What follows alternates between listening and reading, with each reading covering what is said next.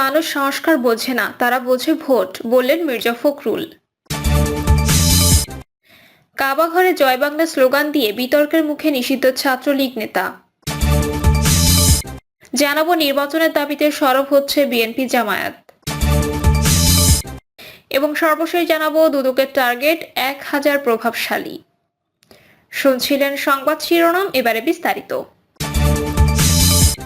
মানুষ সংস্কার বোঝে না, তারা বোঝে ভোট, বললেন মির্জা ফখরুল।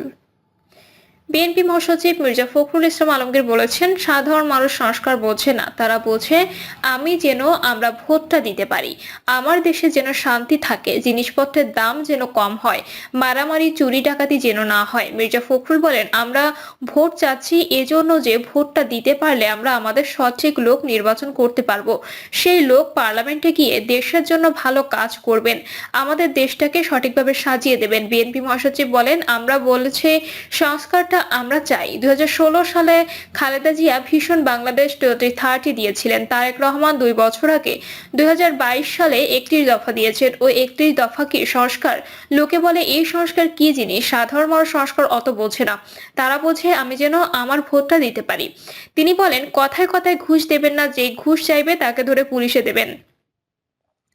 আপনারা বলবেন পুলিশও তো ঘুষ খাচ্ছে, ওই পুলিশকে আমরা পরিবর্তন করছি, পুলিশ এখন জনগণের পুলিশ হবে, এরকম একটা বাংলাদেশ আমরা চাচ্ছি। মির্জা ফখরুল আরো বলেন, আওয়ামী লীগ আমাদের উপর যে অত্যাচার করেছে তা আর কেউ করেনি। আমাদের আলেম ওলামাদের অন্যায়ভাবে অত্যাচার করেছে, ফাঁসি দিয়েছে, আমাদের রাজনীতিবিদদের ধরে নিয়ে গেছে, জেল দিয়েছে, এসব যেন আর না হয়, অন্যায় যেন আর কেউ করতে না পারে, এজন্য আমাদের সবসময় সতর্ক থাকতে হবে। কাবা ঘরে জয় বাংলা স্লোগান দিয়ে বিতর্কের মুখে নিষিদ্ধ ছাত্রলীগ নেতা। সম্প্রতি সৌদি আরবে পবিত্র কাবা ঘরে জয় বাংলা স্লোগান দিয়ে সামাজিক যোগাযোগ মাধ্যমে বিতর্কের সৃষ্টি করেছে নিষিদ্ধ সন্ত্রাসী সংগঠন ছাত্রলীগের এক নেতা। তার নাম হারুনুর রশিদ, তার বাড়ি চট্টগ্রামের লোহাগাড়া উপজেলার পদুয়া ইউনিয়নের 1 নম্বর ওয়ার্ড ঠাকুরদিঘি এলাকায়। স্থানীয়দের কাছে টোকাই হারুন নামেই অধিক পরিচিত তিনি।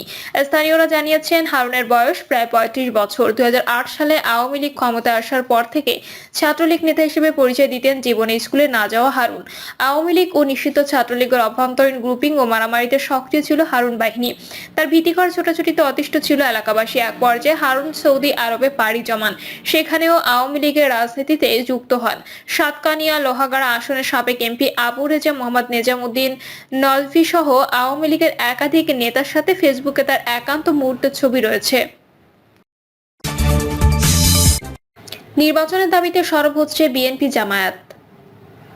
কোটা সংস্কারের দাবিতে ছাত্র আন্দোলন এবং তার ধারাবাহিকতায় ছাত্র জনতার অভ্যুত্থানে গত 5ই আগস্ট পতন ঘটে স্বৈরাচারী আওয়ামী লীগ সরকারের।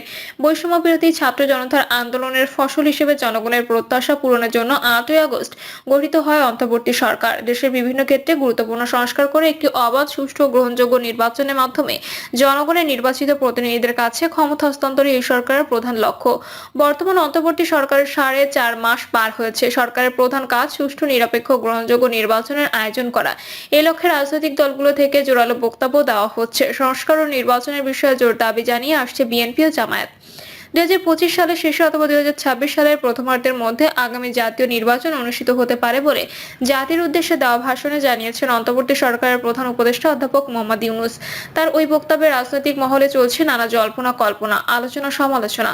রাজনৈতিক নেতারা বলছেন, নির্দিষ্ট করে নির্বাচনী রোডম্যাপের ঘোষণা দিলে জনগণ আরো বেশি আশান্বিত হতো। বাংলাদেশ জাতীয়তাবাদী দল শুরুতে সরকারকে যৌক্তিক সময় দেওয়ার কথা বললেও এখন দ্রুত নির্বাচনী রোডম্যাপের দাবি জানাচ্ছে। অপরদিকে জামায়াতে ইসলামী সংস্কারের গুরুত্ব দিলেও বিলম্বিত নির্বাচন চায় না। তারা বলছে, যৌক্তিক সময়ের পরে 1 মিনিটও সময় দেওয়া হবে না অন্তর্বর্তী সরকারকে। বিএনপি ভাইস চেয়ারম্যান শামসুজ্জামান দুদু বলেছেন, সর্বপ্রথম প্রধান উপদেষ্টাকে ধন্যবাদ যে তিনি নির্বাচনের ইচ্ছা পোষণ করেছেন। এই ধরনের সম্ভাব্য তারিখের কথা এর আগেও বেশ কয়েকজন উপদেষ্টা বিভিন্ন পর্যায়ে বলেছেন। তবে নির্দিষ্ট করে যেদিন নির্বাচনী রোডম্যাপের ঘোষণা দেওয়া হবে সেদিন জাতি আরো বেশি আশান্বিত হতে পারবে। নির্বাচনী রোডম্যাপ ঘোষণা হলে যারা নির্বাচনে প্রতিদ্বন্দ্বিতা করবেন তাদের জন্য ভালো হয়। বিএনপি চেয়ারপারসন উপদেষ্টা জয়নুল আবেদিন ফারুক বলেন, প্রধান উপদেষ্টা নির্বাচনের সম্ভাব্য যে তারিখ ঘোষণা করেছেন তা একেবারে খারাপ না। তবে সব রাজনৈতিক দলের সঙ্গে আলাপ আলোচনা শেষে একটি নির্দিষ্ট তারিখ হওয়া জরুরি। নির্বাচনী রোডম্যাপও ঘোষণা হওয়া দরকার। তিনি বলেন, প্রয়োজনীয় কিছু সংস্কার শেষে যত দ্রুত নির্বাচন হবে ততই জাতির জন্য মঙ্গলজনক। অবশিষ্ট সংস্কার নির্বাচিত সরকার করলেই তা গ্রহণযোগ্য হবে। অপরদিকে জাতীয় সংসদ নির্বাচনের সুস্পষ্ট ঘোষণা দেওয়ার আহ্বান জানিয়ে বাংলাদেশ জামায়াতে ইসলামীর আমির ডক্টর শফিকুর রহমান বলেছেন, সরকার নির্বাচনের ইঙ্গিত দিয়েছেন, সুস্পষ্ট কথা এখনো বলেনি। সংস্কারকে দ্রুত এগিয়ে নিন, ক্রমান্বয়ে সুস্পষ্ট ঘোষণাটাও দিয়ে দিন। ঘোষণাটা হলে মানুষের মধ্যে একটি আস্থা তৈরি হবে। তিনি বলেন, যৌক্তিক সময়ের চেয়ে একটি মিনিটও বেশি নেবেন না। আমরা বলবো, সংস্কারকে দ্রুত এগিয়ে নিন, ক্রমান্বয়ে সুস্পষ্ট ঘোষণাটাও দিয়ে দিন। আজকেই দাবি করছি না, তবে ঘোষণাটা হলে মানুষের মধ্যে একটি আস্থা তৈরি হবে। এই সরকার আবার মঈন ইউ সরকারের মতো নতুন দল গঠন করে ক্ষমতায় বসার অভিলাষ প্রকাশ করবে না। এই সরকারের কেউ যদি রাজনৈতিক দলের সাথে যুক্ত হতে চান, তাহলে তাদের দায়িত্ব হবে এই সরকার থেকে চলে যাওয়া। তারা সরকার থেকে চলে গিয়ে দল গঠন করলে সেটি স্বচ্ছ হবে। প্রসঙ্গত, বিজয় দিবসে জাতির উদ্দেশ্যে দেওয়া ভাষণে অন্তর্বর্তী সরকারের প্রধান উপদেষ্টা অধ্যাপক মোহাম্মদ ইউনূস 2025 সালের শেষ দিক থেকে 2026 সালের প্রথমার্ধের মধ্যে আগামী জাতীয় নির্বাচন অনুষ্ঠিত হতে পারে বলে উল্লেখ করেছেন। তিনি বলেছেন, সব প্রধান সংস্কারগুলো সম্পন্ন করে নির্বাচন আয়োজন করার ব্যাপারে বারবার আপনাদের কাছে আবেদন জানিয়ে এসেছি।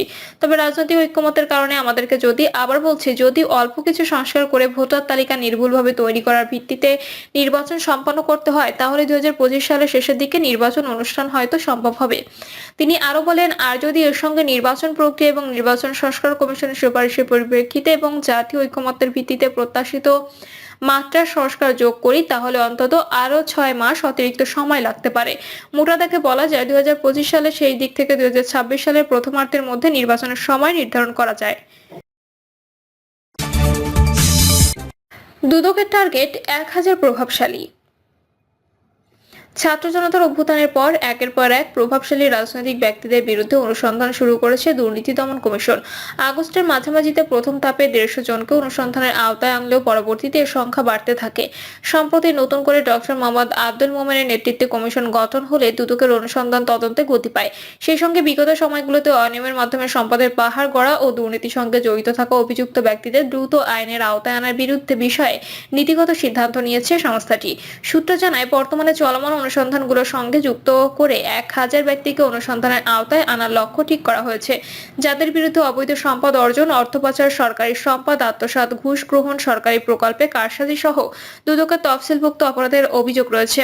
সূত্র জানায়, বিগত সরকারের গুরুত্বপূর্ণ পদে দায়িত্ব পালনকারী মন্ত্রী, সংসদ সদস্য ছাড়াও দুদকের টার্গেটে রয়েছে তৃণমূলের রাজনীতির সঙ্গে জড়িত ব্যক্তিরাও, যারা বিভিন্ন সময় ইউপি চেয়ারম্যান, উপজেলা চেয়ারম্যান, ভাইস চেয়ারম্যান, ইউপি সদস্য পদের দায়িত্ব নিয়ে ক্ষমতার অপব্যবহারের মাধ্যমে অনিয়ম করেছে। গত অক্টোবর শেষ দিকে মোহাম্মদ মঈনউদ্দিন আবদুল্লাহর নেতৃত্বাধীন কমিশনের পদত্যাগের পর সংস্থাটি সিদ্ধান্ত গ্রহণ সংক্রান্ত কোনো কার্যক্রম হয়নি। এরই ফাঁকে 1 মাসে কমিশনের প্রধান কার্যালয় ছাড়াও দেশজুড়ে থাকা সম্মানিত জেলা কার্যালয়গুলোতে হাজারো অভিযোগ জমা পড়েছে। সাবেক প্রধানমন্ত্রীর কার্যালয়ের মুখ্য সচিব ও সাবেক NBR chairman doctor Mohammad Najibur রহমানের বিরুদ্ধে অনুসন্ধানের সিদ্ধান্ত নিয়েছে দুদক। গত 6 অক্টোবর রাতে তাকে গ্রেপ্তার করে ঢাকা মহানগর গোয়েন্দা পুলিশ। 2015 সালে পরিবেশ ও বন সচিব থেকে নজিবুর রহমানকে অভ্যন্তরীণ সম্পদ বিভাগের সচিব হিসেবে নিয়োগ দেওয়া হয়। তার বিরুদ্ধে ক্ষমতার অপব্যবহারের মাধ্যমে কোটি টাকা সম্পদ অর্জনের অভিযোগ রয়েছে। এছাড়াও অতিরিক্ত কর কমিশনার সাইফুল আলম, যুগ্ম কর কমিশনার এম শামসুজ্জামান, সহকারী কর কমিশনার মোহাম্মদ আমিনুল ইসলামের বিরুদ্ধে এ অনুসন্ধান শুরু করেছে দুদক। গত অক্টোবরে ভুয়া পে অর্ডারে এস আলম গ্রুপের চেয়ারম্যান সাইফুল আলমের 2 ছেলের 500 কোটি টাকা অবৈধভাবে সাদা করার দায়ে এই 3 কর্মকর্তা সাময়িক বরখাস্ত হয়েছেন। বিআরটি এর একটি প্রকল্পে 137টি বাস কেনায় অনিয়মের অভিযোগে সাবেক সড়ক পরিবহন মন্ত্রী ও আওয়ামী লীগ সাধারণ সম্পাদক ওবায়দুল কাদের ও পরিবহন বিভাগের সচিব এবিএম আমানুল্লাহ নুরীর বিরুদ্ধে অনুসন্ধান শুরু করেছে দুদক।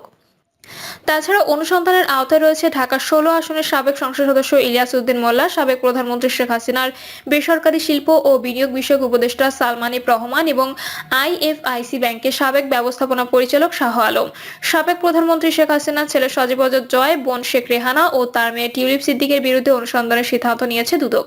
দুদকের অনুসন্ধানে সাবেক কমিশনের আমলে প্রভাব বিস্তার করে জাল ছিঁড়ে বের হওয়া একাধিক ব্যক্তির বিরুদ্ধে পুনরায় অনুসন্ধানের সিদ্ধান্ত হচ্ছে। এর মধ্যে সাবেক প্রধানমন্ত্রী শেখ হাসিনা, খুলনার সাবেক সংসদ সদস্য সালাম মুর্শিদি সহ